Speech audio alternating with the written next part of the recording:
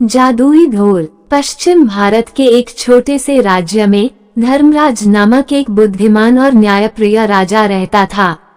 उसकी प्रजा के मन में उसके लिए बहुत श्रद्धा और आदर था। राजा धर्मराज बहुत लंबा, ऊंचा और रूपवान था। उसके सिर के बाल काले और घने थे, जिन्हें उसका खास कोई भोलू ही काटता था। भोलू ये काम कई वर्षों से कर रहा था और अपने शाही हजजाम होने का उसे बहुत गर्व था। पर भोलू को एक बात का बहुत ध्यान रखना पड़ता था। जब भी वह राजा के बाल काटने जाता, उसे याद रखना पड़ता कि वह राजा के साथ बिल्कुल अकेला हो। उस समय किसी का भी शाही कमरे में आना सख्त मना था। बात दरअसल ये थी कि भोलू राजा के बारे में एक राज जानता था। राजा के सिर के दोनों तरफ दो छोटे छोटे सींग उग रहे हैं। ये बात सिर्फ राजा और उसका नाई जानते थे। जब भोलू ने पहली बार यह नजारा देखा तो वह भौचक्का रह गया, लेकिन उसने राजा से वादा किया कि इस बात का जिक्र वह कभी किसी से नहीं करेगा। महाराज, आप निश्चिंत रहें, भोलू राजा से बोला। आपका ये राज मेरे पास सुरक्षित है। किसी और को इस बात की कानों कान भी खबर नहीं होने पाएगी। ऐसा सुनकर राजा धर्मराज ने राहत महसूस की। उसे डर था कि अगर लोगों को इस बात की जानकारी हो गई तो राज्य भर में उसकी खिल्ली उड़ेगी। हो सकता है लोग उसका आदर करना बंद कर दें या फिर नए राजा की ही मांग करने लगें। इसलिए भोलू के वादे के बावजूद राजा ने उसे सख्त हिदायत देते हुए कहा, भोलू, अगर तुमने अपना मुंह खोला तो जान लो, सजा तो मिलेगी ही, देश निकला भी मिलेगा। भोलू हजजाम की डर के मारे घिघी बंध गई। उसने कानों को हाथ लगाया और अपना मुंह बंद रखने की कसम खाई। कई वर्ष बीत गए। भोलू को अपना वादा याद रहा। उसकी स्वामी भक्ति से प्रसन्न राजा यदा कदा उसे अच्छे अच्छे उपहार भी देता रहता। पर समय बीतने के साथ साथ भोलू के सब्र का बांध भी टूटने लगा। उसके पेट में वह राज अब पचता नहीं था और वह चाहता था कि कोई तो ऐसा हो जिसे वह राजा के सींगों वाली बात बता सके। लेकिन राजा की चेतावनी उसे चुप रहने पर मजबूर करती थी। एक दिन भोलू राजा के बाल काटकर महल से लौट रहा था और रास्ते भर उसके सींगों के बारे में सोचता रहा। भोलू का घर एक छोटे से जंगल के उस पार था। ऊंचे ऊंचे पेड़ों और लटकती बेलों के बीच में से धीरे धीरे चलता हुआ भोलू जब थक गया तो सुस्ताने के लिए एक घने पेड़ के नीचे बैठ गया। भोलू को रह रहकर सींग याद आ रहे थे। फिर यकायक वह उठकर खड़ा हो गया। वाह, जवाब नहीं मेरे दिमाग का, भोलू बोला और उस पेड़ को देखने लगा जिसके तले वह बैठा था। भाई, इस पेड़ को तो बता सकता हूँ न, राजा के उन अजीब सींगों के बारे में। अब ये रहस्य मेरे पेट में नहीं पचता। पेड़ तो बोल सकता नहीं और इस तरह किसी और को ये बात पता चलने का डर भी नहीं है। पेड़ के पास ये भेद हमेशा भेद रहेगा और मैं भी इस बोझ से मुक्त हो जाऊंगा। भोलू ने ऐसा निश्चय किया और जोर से बोला, हे पेड़, आज मैं तुम्हें एक भेद बताने वाला हूँ। हमारे राजा धर्मराज के सिर पर दो सींग हैं। हाँ, उसके दो सींग हैं। इतना कहकर हजजाम बेतहाशा हंसने लगा और हंसता ही गया। हा। हो। वह भयंकर भेद आखिर खुल ही गया। भोलू खुश था, उसका भार जो हल्का हो गया था। उसके बाद वह आराम से घर पहुंच गया। अगले दिन एक लकड़हारा उसी जंगल में गया और उसी पेड़ के पास जाकर रुक गया। इस पेड़ की लकड़ी तो बहुत शानदार है, इसका ढोल बड़ा अच्छा बनेगा, वह सोचने लगा। फिर क्या था, कुल्हाड़ी के कुछ प्रहारों से ही पेड़ नीचे आ गिरा। लकड़हारे ने वह लकड़ी एक ढोल बनाने वाले के हाथों बेच दी और उसने एक बहुत सुंदर ढोल तैयार कर दिया।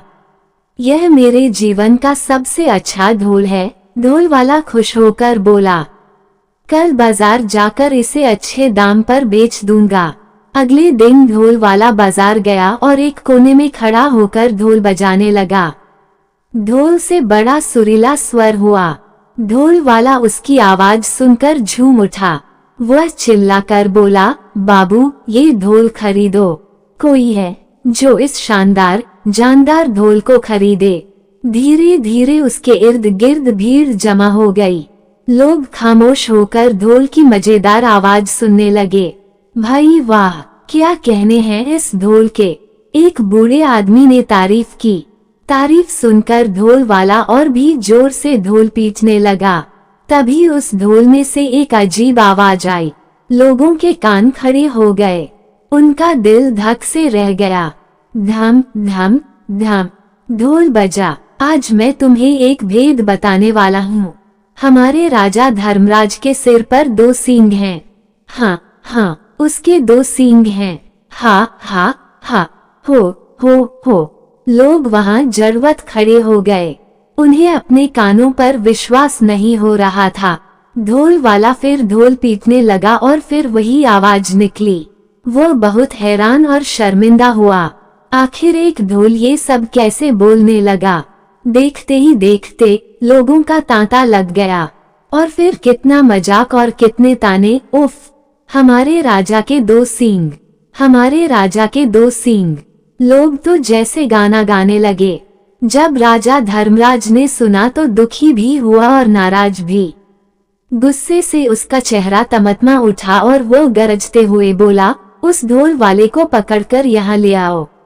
राजा के सैनिकों ने शीघ्र ही उसे पकड़ा और राजा के समक्ष प्रस्तुत किया। ढोल वाला डर के मारे कांप रहा था। बदमाश, तेरी इतनी हिम्मत कि तू मेरी खिल्ली उड़ाए, राजा फुफकारा। भयभीत ढोल वाले ने राजा के पैर पकड़ लिए। महाराज, वो गिड़गिड़ाया, मैंने तो एक लकड़हारे से कुछ लकड़ी खरीदी थी और उसी से ये ढोल बनाया है। मैं बिल्कुल नहीं जानता कि यह ढोल ऐसी बेहुदा बात कैसे बोल रहा है। मुझे क्षमा कर दीजिए महाराज। राजा ने लकड़हारे को बुलाया। जो लकड़ी तुमने ढोल वाले को बेची वो तुम्हें कहाँ से मिली? लकड़हारे को काटो तो खून नहीं, डरते हुए बोला, जंगल में एक पेड़ से मिली महाराज।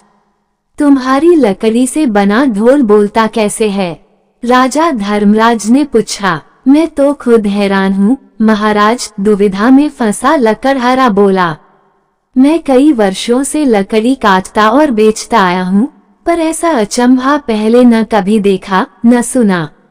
अब राजा परेशान, लकड़ी कैसे बोलने लगी। राजा और उसके दरबारी निरुत्तर थे, पर राजा धर्मराज ने भी ठान लिया कि इस घर के भेदी का पता लगाकर ही छोड़ेगा। वह सोचने लगा, उसके अलावा सिर्फ एक ही व्यक्ति यह भेद जानता था और वह था भोलू नाई।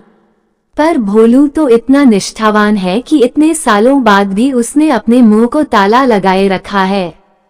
नहीं, भोलू ऐसा नहीं कर सकता। फिर भी उसने एक बार भोलू को बुला भेजा।